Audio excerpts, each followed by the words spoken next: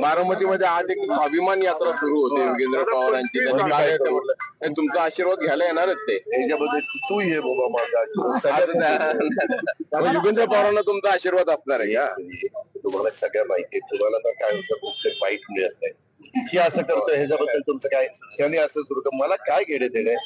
जो तो आपापल्या परीने आपली संघटना वाढवण्याचा प्रयत्न आपला पक्ष वाढवण्याचा प्रयत्न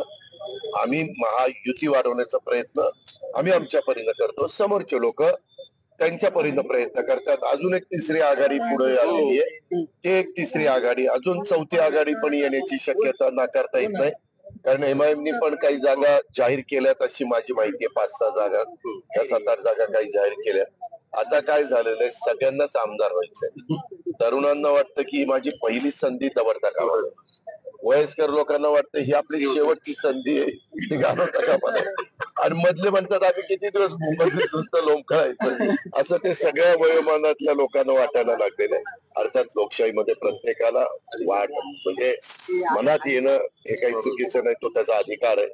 तो संविधानाने घटनेने दिलेला आहे शेवटी जनता जनार्दन सर्वस्व आहे त्यांना पाहिजे त्यांना ते निवडून देण्याचं काम करतील परंतु आम्ही आमच्या परीनं दिलेल्या योजना आणि केलेलं काम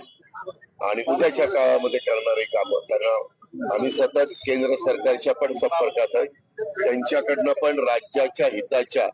गोष्टी या आम्ही करून घेतोय त्याच्यातल्या काही झाल्या आणि लवकरच याच्याही बद्दल तुम्हाला मी आता जे काही पिकांची नावं घेतली कांदा असेल कापूस असेल सोयाबीन असेल ऊस असेल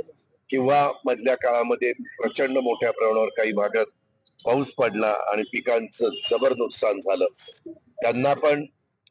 जी काही भरपाई द्यायची असते एनडीआरएफ कडनं एसडीआरएफ कडनं मदत पुनर्वसन विभागाकडनं ती सगळी कामं